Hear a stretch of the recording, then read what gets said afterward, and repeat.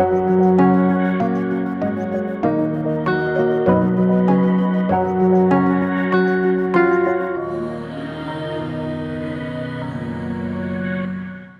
പേര് നിമിഷ.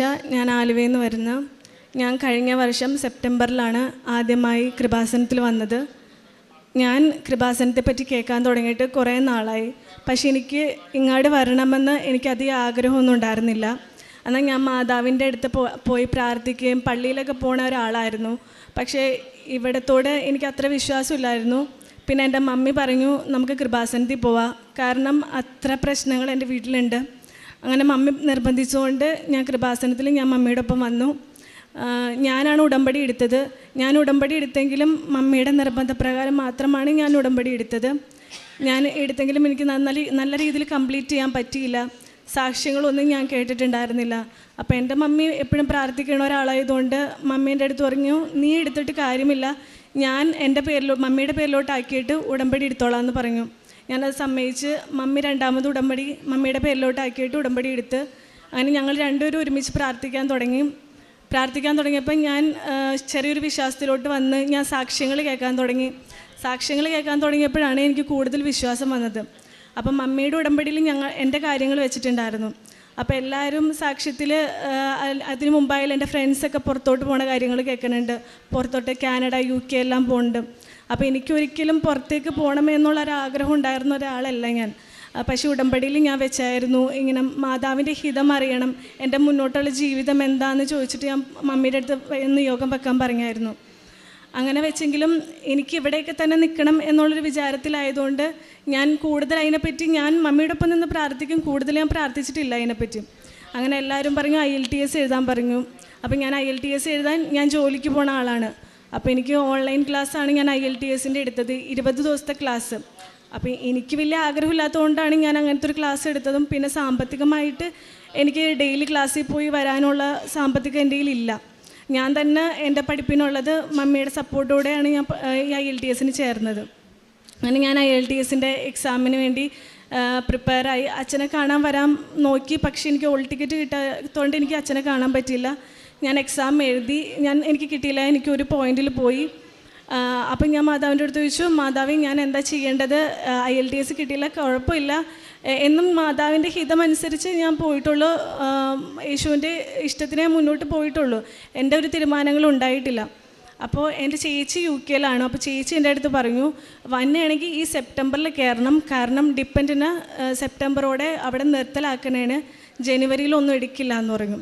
അപ്പം ഞാൻ എന്ത് ചെയ്തു, മമ്മിയുടെ അടുത്ത് ഞാൻ ചോദിച്ചു, ഞങ്ങൾക്ക് ഇങ്ങനെ പുറത്തേക്ക് പോകാനുള്ള ചേച്ചി പറയുന്നുണ്ട്, നമുക്കൊന്ന് നോക്കിയാലോ എന്നും ചേച്ചി ഇങ്ങനെ പറഞ്ഞു എന്ന് പറഞ്ഞു. അപ്പോൾ മമ്മി പറഞ്ഞു, നീ എന്നാൽ ഫോർവേഡ് ചെയ്യുമെന്ന് പറഞ്ഞു. ഞാൻ പറഞ്ഞു, നമ്മുടെ കയ്യിൽ സാമ്പത്തികമായിട്ട് ഇല്ലാത്തതുകൊണ്ട് നമുക്കിത് മുന്നോട്ട് പോകണോ മമ്മി എന്ന് ചോദിച്ചു. മമ്മി പറഞ്ഞു, ഇല്ല, മാതാവിനെ മുൻപിൽ നിർത്തിക്കൊണ്ട് നമുക്കിത് ഫോർവേഡ് ചെയ്യാമെന്ന് പറഞ്ഞു. അങ്ങനെ മാതാവിൻ്റെ അടുത്ത് ചോദിച്ചു, പേഴ്സണൽ പ്രെയറൊക്കെ ഉണ്ട്. അപ്പോൾ പേഴ്സണൽ പ്രെയർ മാതാവിനായിട്ട് സംസാരിക്കുമ്പോഴേക്കും മാതാവ് വചനത്തിലൂടെയൊക്കെ പറയുന്നുണ്ട് മുന്നോട്ട് പൊക്കുമെന്നും. അങ്ങനെ ഞാനും മമ്മിയും കൂടെ ഇവിടെ പുതുക്കാൻ വേണ്ടി വന്ന്, ഇവിടെ ഞായറാഴ്ച അച്ഛൻ്റെ ധ്യാനം കൂടാൻ വേണ്ടി വന്നപ്പോൾ മമ്മി പുതുക്കാൻ കയറി. ഞാൻ ധ്യാനം കൂടുന്ന സമയത്ത് ഞാൻ ഇവിടെ ആൾത്താരയിൽ നോക്കിയിരുന്ന് കരയണയാണ്. കാരണം എൻ്റെ മുൻപിൽ ഞങ്ങൾക്ക് ഒന്നുമില്ല, പൈസയായിട്ട് ഒന്നുമില്ല. അപ്പോൾ ഒരാഗ്രഹം മാത്രമേ ഉള്ളൂ, നമ്മൾ വിചാരിക്കാത്തൊരാഗ്രഹമാണ് മാതാവ് മുന്നോട്ട് വെച്ച് തന്നേക്കണത്. അപ്പം ഞാനിങ്ങനെ പ്രാർത്ഥിക്കുന്ന സമയത്ത് എൻ്റെ ഉടമ്പടി എനിക്ക് നല്ല രീതിയിൽ മുന്നോട്ട് പോകണമെന്നുണ്ട്. പക്ഷെ എങ്ങനെയാണ് ഉടമ്പടി ജീവിതത്തിൽ ശരിക്കും പോകേണ്ടതെന്ന് എനിക്കറിയില്ലായിരുന്നു. അങ്ങനെ ഞാനിന്ന് കരഞ്ഞ് പ്രാർത്ഥിക്കുന്ന സമയത്ത് എൻ്റെ അടുത്തുള്ളൊരു ചേച്ചിനെ ഞാൻ വിളിച്ചിട്ട് ചോദിച്ചു, ചേച്ചി ധ്യാനം ഇപ്പോൾ തുടങ്ങുമെന്ന് ചോദിച്ചു. അപ്പോൾ ചേച്ചി പറഞ്ഞു, ആ ധ്യാനം തുടങ്ങുമെന്നും പറഞ്ഞ് ഞാൻ ആ ചേച്ചിയുടെ അടുത്ത് സംസാരിക്കാൻ തുടങ്ങി.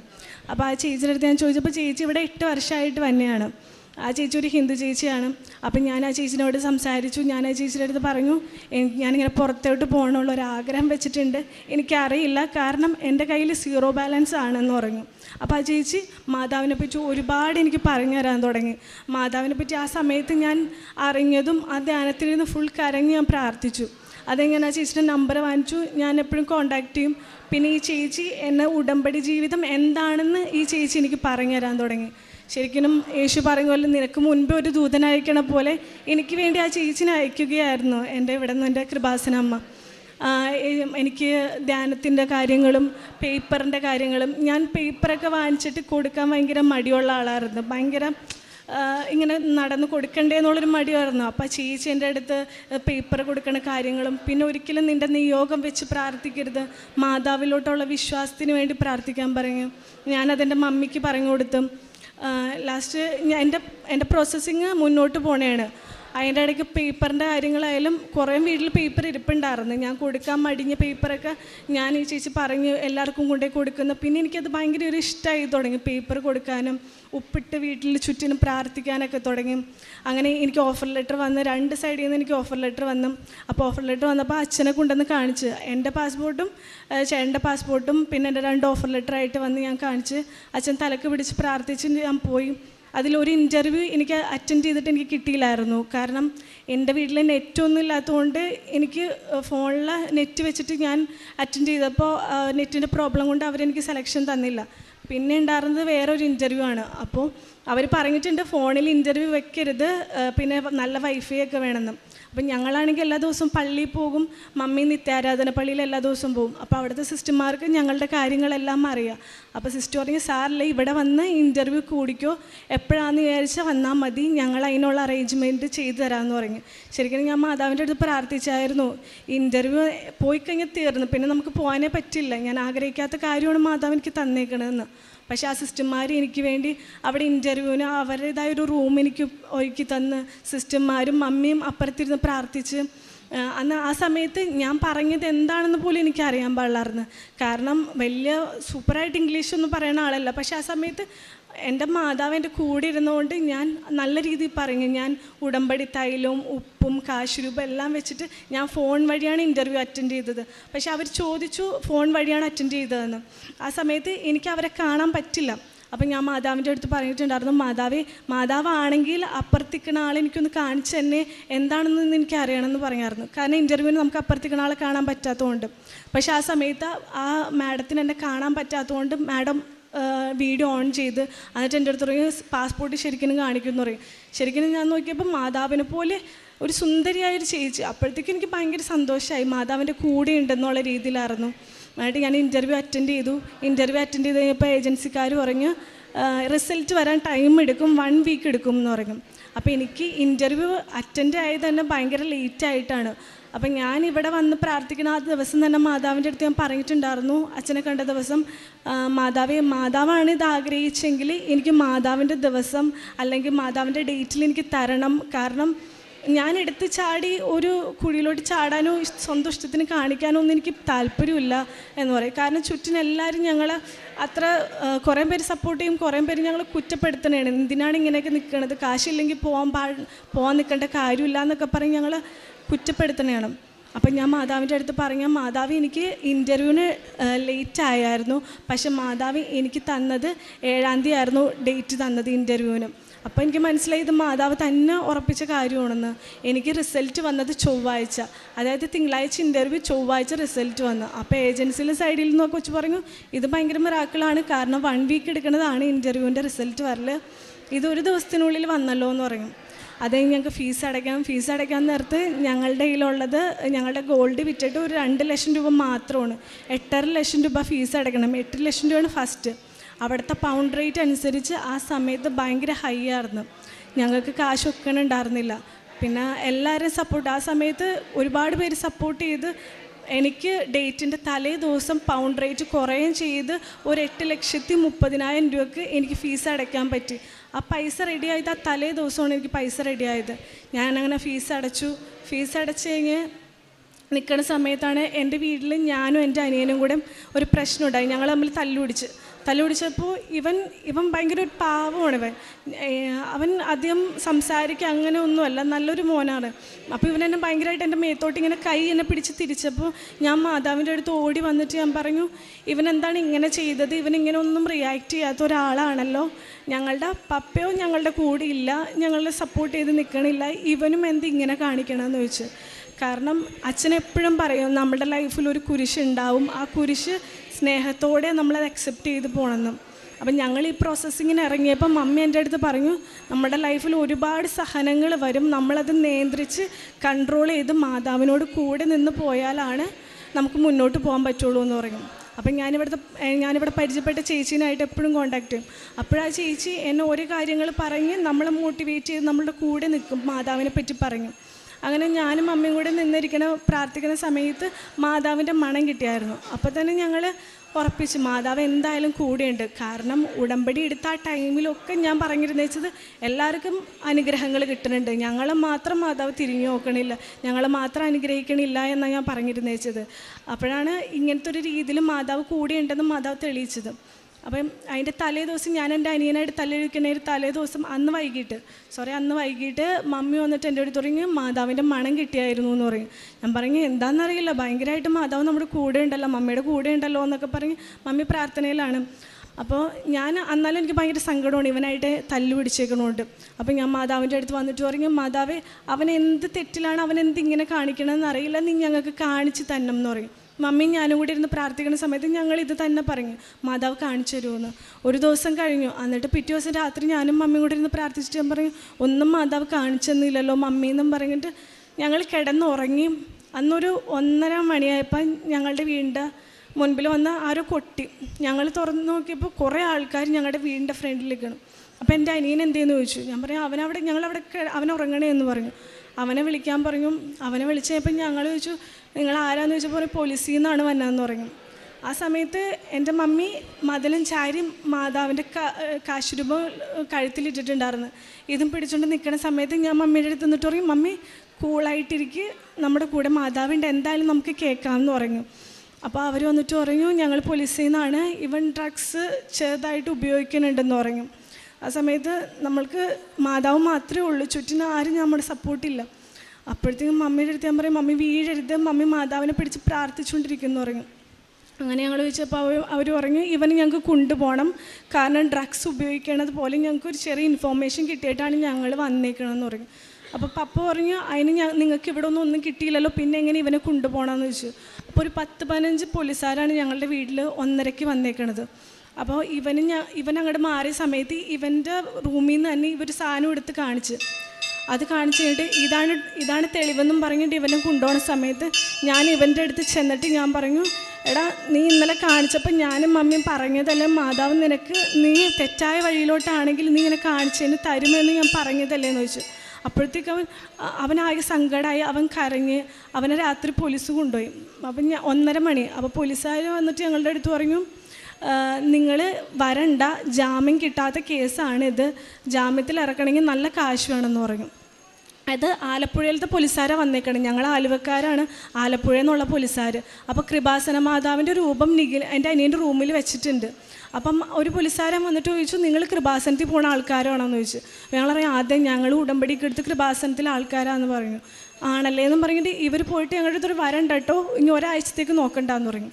ഞാൻ പറഞ്ഞു, മമ്മി ഞാൻ UK പോക്ക് നിർത്തി, നമുക്ക് പോവണ്ട. എൻ്റെ ചേട്ടനായാലും പറഞ്ഞു, നമുക്ക് പോവണ്ട, അവനെ എങ്ങനെയെങ്കിലും പുറത്തിറക്കാം, അല്ലാണ്ട് നമുക്ക് ഇത് നോക്കി പോയിട്ട് കാര്യമില്ലല്ലോ എന്ന് പറഞ്ഞു. മമ്മി എന്ത് ചെയ്താലും സമ്മതിക്കില്ല. മമ്മി പറയും, മാതാവുണ്ട് കൂടെ, മാതാവുണ്ട്, നമുക്കിത് മുന്നോട്ട് പോകാം എന്ന് പറഞ്ഞു. പിറ്റേ ദിവസം രാവിലെ ആയപ്പോൾ ഞങ്ങൾ 5:30 എഴുന്നേറ്റ് പ്രാർത്ഥിച്ചു, പള്ളിയിൽ പോയി. അപ്പോൾ പോലീസുകാർ ഞങ്ങളുടെ അടുത്ത് പറഞ്ഞിട്ടുണ്ടായിരുന്നു, ഇതാരും അറിഞ്ഞിട്ടില്ല, നിങ്ങൾ വീട്ടുകാർ മാത്രമേ അറിഞ്ഞിട്ടുള്ളൂ, പുറത്ത് ലീക്കാക്കേണ്ട കാര്യമില്ല എന്ന് പറയും. എന്നിട്ട് ഞങ്ങൾ രാവിലെ പള്ളിയിൽ പോയി കഴിഞ്ഞ സമയത്ത് ഞങ്ങൾ പ്രാർത്ഥിക്കുന്നുണ്ട്, മാതാവിൻ്റെ അടുത്ത് കരഞ്ഞ് പ്രാർത്ഥിക്കുന്നുണ്ട്. മാതാവ് അവന് തെറ്റുപറ്റി, പക്ഷെ മാതാവ് ഞങ്ങൾക്ക് അവനെ തിരിച്ചു കൊണ്ട് തന്നം എന്നും പറഞ്ഞിട്ട് ഞങ്ങൾ കണ്ടിന്യൂസ് കൊന്തയെല്ലാം പ്രാർത്ഥനയാണ്. അങ്ങനെ ഞങ്ങൾ പോലീസുകാരനെ വിളിച്ചപ്പം അയാൾ പറഞ്ഞു, ജാമ്യം തരാൻ പറ്റില്ല, കുറച്ചേരം കഴിഞ്ഞിട്ട് വിളിക്കാൻ പറഞ്ഞു. അപ്പോൾ കുറച്ചേരം കഴിഞ്ഞിട്ട് പിന്നെയും വിളിച്ചു കഴിഞ്ഞപ്പോൾ അവർ ഞങ്ങളുടെ അടുത്ത് പറഞ്ഞു, നിങ്ങൾ ആധാർ കാർഡായിട്ട് വാ, ഇങ്ങോട്ട് വാന്ന് പറഞ്ഞു, ആലപ്പുഴയ്ക്ക് വാന്ന് പറഞ്ഞു. ഇവൻ്റെ ഒപ്പം തന്നെ 4 പേരെ പിടിച്ചിട്ടുണ്ടായിരുന്നു. അപ്പോൾ ഞങ്ങൾ പപ്പ രാവിലെ തന്നെ എഴുന്നേറ്റ് ആലപ്പുഴയ്ക്ക് പോണ സമയത്ത് ഞങ്ങൾ പള്ളിയിൽ പോണതിനെക്കാട്ടും മുമ്പായിട്ട് ഞങ്ങൾ മെഴുകുതിരി കത്തിച്ച് പ്രത്യക്ഷീകരണ പ്രാർത്ഥന ചൊല്ലിയിട്ട് ഞാൻ മാതാവിൻ്റെ അടുത്തോട്ട്, സഞ്ചാരി മാതാവ് ഞങ്ങൾക്ക് മുൻപേ പോയി അവൻ ഇന്ന് വൈകുന്നേരം ഞങ്ങൾക്ക് ഇവിടെ എത്തിക്കണം എന്ന് പറഞ്ഞിട്ട് അച്ഛനെനിക്ക് കാശുരൂപം തന്നിട്ടുണ്ടായിരുന്നു, അവന് കൊടുക്കണം, പപ്പ കഴുത്തിലിട്ട് കൊടുക്കണം, പിന്നെ തൈലം അവൻ്റെ നെറ്റിയിൽ പൂശണം എന്ന് പറഞ്ഞു. പപ്പ പോയി, ഞങ്ങൾ പള്ളിയിൽ പോയി കുർബാനയൊക്കെ കണ്ട് അവിടെ കുറേ നേരം ഇരുന്ന് ഒരു 11-12 മണിയായപ്പോൾ പപ്പ ഞങ്ങളെ വിളിച്ചിട്ട് പറഞ്ഞു, അവന് മാത്രം ജാമ്യം കിട്ടി. അവിടെ ചെന്നപ്പോൾ എന്താണെന്നറിയില്ല, പോലീസുകാരൊക്കെ നല്ല രീതിയിലാണ് സ്വീകരിച്ചത്. അവരൊരു ദേഷ്യപ്പെടലൊന്നുമില്ല, കേസ് ഒന്നാക്കിയിട്ടില്ല, ജാമ്യം ഇറക്കണേന് പൈസയൊന്നും വേണ്ട, ബാക്കി ഉണ്ടായിരുന്നവരൊക്കെ ജയിലിലോട്ട് അയക്കണേണ്. അവരൊരു മീഡിയേറ്ററായിട്ട് ഉപയോഗിക്കുകയും ചെയ്തതെന്ന് പറയും. അല്ലാണ്ട് അവൻ്റെ കയ്യിൽ തെറ്റില്ല എന്ന് പറഞ്ഞു. അന്ന് ഇവിടെ നിന്ന് വന്ന സമയത്ത് അവനും ചേട്ടനും കൂടെ മാതാവിൻ്റെ അടുത്ത് കയറി നന്ദി പറഞ്ഞ് അവനിവിടെ വീട്ടിൽ വന്നിട്ടായാലും ഒരുപാട് സങ്കടവും കാര്യങ്ങളുണ്ടായിരുന്നു. മാതാവ് അവനെ തിരിച്ചു തന്ന്. അപ്പം ഞാൻ മമ്മിയുടെ അടുത്ത് പറഞ്ഞു, അവനെ നല്ല അടിയടിക്കണം, അവനിങ്ങനെയൊക്കെ തെറ്റ് ചെയ്തുകൊണ്ട് നമ്മൾക്ക് ക്ഷമിക്കാൻ പാടില്ല എന്ന് പറയും. അപ്പം മമ്മി എൻ്റെ അടുത്ത് പറഞ്ഞ്, ധൂർത്തുപുത്രൻ്റെ ഉപമയിൽ മോൻ തിരിച്ചു വന്നപ്പോൾ അപ്പൻ സ്വീകരിച്ച പോലെ തന്നെ ഞാൻ അവനെ സ്വീകരിക്കണത്. കാരണം അവനെ നമുക്ക് തിരിച്ചു തന്നതാണ് മാതാവ്. അവൻ്റെ ഒരു ചെറിയ തെറ്റ് കാണിച്ചു തന്നാണ്. അതിൽ നമുക്കൊന്നും വിചാരിക്കേണ്ട, ഒന്നും ചെയ്യേണ്ട എന്ന് പറഞ്ഞു. അവനിപ്പോൾ നല്ലൊരു മോനായിട്ട് മുന്നോട്ട് പോകുന്നുണ്ട്. അപ്പോൾ എൻ്റെ പ്രോസസ്സിങ് അവിടെ വെച്ച് നിർത്തിയില്ല, സ്റ്റോപ്പ് ചെയ്ത് വെച്ചായിരുന്നു. അത് കഴിഞ്ഞിട്ട് ഞങ്ങൾ മുന്നോട്ട് ഫോർവേഡ് ചെയ്യുന്ന സമയത്ത് കാശിൻ്റെ ഒരുപാട് പ്രശ്നങ്ങളുണ്ട്. നമുക്ക് തരാമെന്ന് പറഞ്ഞ ആൾക്കാരൊന്നും പൈസ തന്നില്ലായിരുന്നു. പപ്പ അങ്ങനെ പൈസയൊന്നും തരില്ല, മമ്മി തന്നെയാണ് എല്ലാം ചെയ്യണത്. അപ്പോൾ ഓരോ പ്രശ്നങ്ങളും ഓരോ സഹനങ്ങളും വന്നുകൊണ്ടിരിക്കുമ്പോഴും മാതാവിനോട് കൂടെ നിന്നാണ് ഞങ്ങൾ പോയതും. അങ്ങനെ വിസ ടൈമായി. വിസയുടെ പ്രോസസ്സിങ്ങിനായ സമയത്ത് എനിക്ക് 1.5 ലക്ഷം രൂപ വേണമായിരുന്നു. അപ്പോൾ 1.5 ലക്ഷം രൂപക്ക് അവർ ഡേറ്റ് പറഞ്ഞ് ഇത്രാം തീയതിക്കുള്ളിൽ വേണമെന്ന്. ഞങ്ങളുടെ കയ്യിൽ ഒന്നുമില്ല. എനിക്കാണെങ്കിൽ ലോണൊന്നും കിട്ടില്ല, എനിക്ക് സിബിൽ പ്രശ്നമുണ്ട്. എൻ്റെ പപ്പയ്ക്ക് ജാമ്യം നിന്നേക്കണോണ്ട് ഒരുപാട് ബാങ്കിൽ കയറി ഞാൻ ഇറങ്ങി, ലോൺ കിട്ടില്ല. അപ്പോൾ എല്ലാവരും പറഞ്ഞു ഇങ്ങനെ പോകാൻ നിൽക്കണ്ടെന്ന് പറഞ്ഞു. അപ്പോഴും നമുക്ക് മാതാവാണ് ഇതുവരെ എത്തിച്ചേക്കണത്. ഇത്രയും സഹനങ്ങൾ തന്നെങ്കിലും മാതാവാണ് എത്തിച്ചെങ്കിലും മുന്നോട്ട് മാതാവ് കൊണ്ടുപോകുമെന്ന് ഉറച്ച വിശ്വാസം ഞങ്ങൾക്ക് എല്ലാവർക്കും ഉണ്ടായിരുന്നു. അത് കഴിഞ്ഞ് വിസയുടെ ടൈമായപ്പോൾ ഞാനും ചേട്ടനും കൂടെ ബാങ്കിൽ പേഴ്സണൽ ലോൺ കിട്ടുമെന്ന് അറിയാൻ വേണ്ടി പോയി. എനിക്ക് 2 ബാങ്കിൽ അക്കൗണ്ട് ഉള്ളത്. ഒരെണ്ണം SBIയിലും HDFCയിലും പോയി, ചേട്ടൻ്റെ ബാങ്കിലും പോയി. എല്ലാവരും പറയും നമുക്ക് ലോൺ കിട്ടില്ല, അങ്ങനെ പേഴ്സണൽ ലോൺ കിട്ടണമെങ്കിൽ ഒരുപാട് പ്രൊസീജിയേഴ്സ് ഉണ്ട്, അങ്ങനെ കിട്ടില്ല എന്ന് പറഞ്ഞു. അങ്ങനെ ഞാൻ മാതാവിൻ്റെ അടുത്ത് പറഞ്ഞു, ചോദിക്കാൻ ഇനി ആരുമില്ല, ഇനി ഒരു വഴിയില്ല മുന്നോട്ട്, മാതാവ് മാത്രമേ ഉള്ളൂ എന്ന് പറയും. അത് കഴിഞ്ഞപ്പോൾ ചേട്ടൻ എൻ്റെ അടുത്ത് പറഞ്ഞു, ചേട്ടൻ്റെ ഫ്രണ്ട് അന്ന് വൈകിട്ട് ഒരു 1:40 കൈ കൊടുത്തിട്ടുണ്ട്, അത് ഞാൻ നിനക്ക് തരാം, പക്ഷെ 5-ാം തീയതിക്ക് മുമ്പ് ചേട്ടൻ്റെ പ്രോസസ്സിങ് ആകുമ്പോൾ തിരിച്ച് തന്നെന്ന് പറഞ്ഞു. ഞാൻ മമ്മിയുടെ അടുത്ത് പറയും, മമ്മി തിരിച്ചു കൊടുക്കാൻ പൈസ നമുക്കില്ല, നമുക്ക് ഇതിവിടെ വെച്ച് ഡ്രോപ്പ് ചെയ്യാം, ഫണ്ട് റീഫണ്ട് ചെയ്യാം നമുക്ക് യൂണിവേഴ്സിറ്റി എന്നുള്ളത്, അല്ലാണ്ട് നമുക്കൊരു വഴിയില്ല എന്ന് പറഞ്ഞു. മമ്മി പറഞ്ഞു ഇല്ല, മാതാവിനെ മുമ്പിൽ കണ്ടുകൊണ്ട് എന്നെ മുന്നോട്ട് വെക്കുക, അവൻ്റെ ആ ഫണ്ട് വാങ്ങിച്ചോ എന്ന് പറഞ്ഞിട്ട് എൻ്റെ വിസയുടെ ഡേറ്റ് എടുത്തത് മാതാവ് തന്നത് മാതാവിൻ്റെ ചൊവ്വാഴ്ച ദിവസമാണ് എനിക്ക് ഡേറ്റ് തന്നപ്പോഴും 5-ാം തീയതി ചേട്ടന് പൈസ കൊടുക്കണം. ഞങ്ങൾ പിറ്റേ ദിവസം ഇതുപോലെ തന്നെ ബാങ്കിൽ പോയി, തരില്ല എന്ന് പറഞ്ഞു. അങ്ങനെ ഞാൻ വീട്ടിൽ വന്ന് കിടക്കണമായിരുന്നു. മാതാവ് എന്ത് ചെയ്യുമെന്ന് ചോദിച്ചിട്ട് കിടക്കുന്ന സമയത്ത് എൻ്റെ ഫോണിലെ നോട്ടിഫിക്കേഷൻസ് ഞാൻ എപ്പോഴും ഓഫ് ചെയ്തിടും. അതിന് 2 ദിവസം മുമ്പ് ഞാൻ മെസ്സേജിൻ്റെ നോട്ടിഫിക്കേഷൻ ഓൺ ചെയ്തിട്ട് എനിക്കൊരു മെസ്സേജ് വെറുതെ വന്നപ്പോൾ ഞാൻ ക്ലിക്ക് ചെയ്തപ്പോൾ എവിടെ നിന്നാണെന്നറിയില്ല, അവർ ലിങ്ക് അയച്ചെന്ന് ക്ലിക്ക് ചെയ്തപ്പോൾ അതിൽ 1.5 ലക്ഷം രൂപ 1,15 1,15,000 നിങ്ങൾക്ക് ലോൺ അപ്രൂവൽ ആയിട്ടുണ്ടെന്ന്. അത് IDFC ബാങ്കിൽ നിന്ന്. ഞാനാകെ ഷോക്കായിപ്പോയി. ഞങ്ങളാകെ 2 ബാങ്കേ ഉള്ളൂ ഞങ്ങൾക്ക്, IDFC ബാങ്ക് ഞങ്ങൾക്കില്ല. അപ്പം ഞാൻ ഇത് ഇങ്ങനെ അവർ നമ്പറും തന്നിട്ടുണ്ടായിരുന്നു. വിളിച്ചു കഴിഞ്ഞു അവർ പറഞ്ഞു സിബിലൊന്നും പ്രശ്നമല്ല, 10 മിനിറ്റിനുള്ളിൽ പൈസ ക്രെഡിറ്റ് ആവും, നിങ്ങൾ ഇന്ന സ്ഥലത്ത് വന്നെന്ന് പറയും. ഞാൻ അവിടെ ചെന്നപ്പോൾ ഇവരോട് ചോദിച്ചു, ഞാൻ ഞാൻ IDFC ബാങ്കിൽ ഒന്നുമില്ല, പിന്നെ എനിക്കെങ്ങനെ ഈ ലോൺ പാസ്സായതെന്ന് ചോദിച്ചു. അപ്പോൾ അവർ പറഞ്ഞ് ഇത് നിങ്ങൾക്ക് അക്കൗണ്ടൊന്നുമില്ല ശരിയാണ്, പക്ഷേ നിങ്ങൾ ഒരു വണ്ടി എടുത്തിട്ടുണ്ട്, അതിൻ്റെ ബേസിലാണ് ലോൺ പാസ്സായതെന്ന് പറയും. ശരിക്കും ആ സമയത്ത് ആ പൈസ മാതാവ് തന്നെ കൊണ്ടു തന്നാണ്. കാരണം അങ്ങനത്തെ ഒരു ബാങ്കായിട്ട് എനിക്ക് ഒരു കോൺടാക്റ്റും ഇല്ലാണ്ടിരിക്കുന്ന സമയത്ത് ഇങ്ങനെ കൊണ്ടുവന്ന് 1,15,000 എനിക്ക് ക്രെഡിറ്റായി 10 മിനിറ്റിനുള്ളിൽ. പിന്നെ എനിക്ക് വേറെ പൈസ, എൻ്റെ വിസയുടെ പൈസ ചേട്ടന് കൊടുക്കാനുള്ള പൈസയൊക്കെ എനിക്ക് കിട്ടി. ഞാനതൊരു 1/2 മണിക്കൂറിനുള്ളിൽ ട്രാൻസ്ഫർ ചെയ്തു. അത് കഴിഞ്ഞിട്ട് എനിക്ക് വിസ കൊടുത്തു കഴിഞ്ഞിട്ട് സെപ്റ്റംബർ 5-ാം തീയതിയാണ് ഞാൻ വിസ കൊടുത്തത് കഴിഞ്ഞപ്പോൾ ഞാൻ പ്രയോറിറ്റി വിസ 7 ദിവസത്തിനുള്ളിൽ കിട്ടുള്ളൂ. ഞാൻ മാതാവിൻ്റെ അടുത്ത് പറഞ്ഞു, മാതാവേ ഞാൻ വിസയ്ക്ക് കൊടുക്കണേണ്. ഞാൻ ആ വിസയെ ഡോക്യുമെൻറ്റ്സും പാസ്പോർട്ടിലൊക്കെ മാതാവിൻ്റെ ഉപ്പിട്ടിട്ടാണ് ഞാൻ എല്ലാ കാര്യങ്ങളും ചെയ്യണത്. എന്നിട്ട് വിസ കൊടുത്തപ്പോൾ ഞാൻ മാതാവിൻ്റെ അടുത്ത് പറയും, മാതാവിൻ്റെ ബർത്ത്ഡേ ആണ് സെപ്റ്റംബർ 8-ാം തീയതി, എനിക്ക് ബർത്ത്ഡേ ഗിഫ്റ്റായിട്ട് മാതാവ് എനിക്ക് ആ വിസ തന്നം എന്ന് പറഞ്ഞു. അപ്പോൾ എൻ്റെ കൂടെ ഉണ്ടായിരുന്നവരൊക്കെ ഇതുപോലെ ഞങ്ങൾ ഒരു ഗ്യാങ്ങായിട്ടാണ് വിസക്ക് വെച്ചേക്കുന്നത്. അത് കഴിഞ്ഞ് സെപ്റ്റംബർ 8 വൈകിട്ട് എനിക്ക് ഫോണിലോട്ട് മെയിൽ വന്ന് നിങ്ങളുടെ വിസ അപ്രൂവലായി എന്നും പറയുന്നുണ്ട്. അപ്പോൾ എൻ്റെ കൂട്ടത്തിലുണ്ടായിരുന്ന ആർക്കും വിസ കിട്ടിയിട്ടില്ല. ചിലവർക്ക് പ്രോബ്ലം വന്നു, പേപ്പറിൻ്റെ പ്രോബ്ലം വന്ന്, ചിലവർക്ക് കിട്ടിയില്ല. എനിക്ക് 4-ൻ്റെ അന്ന് മാതാവിൻ്റെ ബർത്ത്ഡേയുടെ അന്ന് എനിക്ക് സമ്മാനമായിട്ട് തന്ന്. അത് കഴിഞ്ഞിട്ട് ഞാനത് വിസ കാര്യങ്ങളൊക്കെ പ്രോപ്പറായി. അത് കഴിഞ്ഞിട്ട് ചേട്ടൻ്റെ വിസ വെക്കണമായിരുന്നു. ചേട്ടൻ്റെ വിസ വെച്ച് എൻ്റെ വിസ കിട്ടിക്കഴിഞ്ഞിട്ട് ചേട്ടൻ്റെ വിസ വെച്ച് കഴിഞ്ഞപ്പോൾ എനിക്കവിടെ 18 ക്ലാസ് തുടങ്ങും. അപ്പോൾ നമ്മൾ ഒക്ടോബർ 2 കയറിയാൽ മതി. അപ്പോൾ ചേട്ടൻ്റെ വിസ വെച്ച്, ചേട്ടൻ്റെ വിസയും പ്രയോറിറ്റി വിസ വെച്ചെങ്കിലും നമുക്ക് ഉറപ്പുണ്ടായിരുന്നില്ല കിട്ടുമെന്ന്. 2 പേർക്ക് ഒരുമിച്ച് പോകാൻ പറ്റുമെന്ന് ഉറപ്പുണ്ടായിരുന്നില്ല. ലാസ്റ്റ് ഞാൻ 2ഉം കൽപ്പിച്ച് സെപ്റ്റംബർ 27 എൻ്റെ ടിക്കറ്റ് ബുക്ക് ചെയ്തു. അപ്പോൾ മമ്മി പറഞ്ഞു, നീ ടിക്കറ്റ് ബുക്ക് ചെയ്തോ, അവനും കൂടെ ബുക്ക് ചെയ്തോ, അവൻ എന്തായാലും കിട്ടും, മാതാവ് തന്നിരിക്കും എന്ന് പറഞ്ഞു. ഞങ്ങൾ 2 പേരും കൂടെ ഞങ്ങൾക്ക് ടിക്കറ്റ് ബുക്ക് ചെയ്തു. 7-ൻ്റെ അന്ന് ചേട്ടൻ്റെ വിസ അപ്രൂവലായി. ഞങ്ങൾ നാളെ പോണേണ്, നാളെ നൈറ്റ് UK പോണേണ്.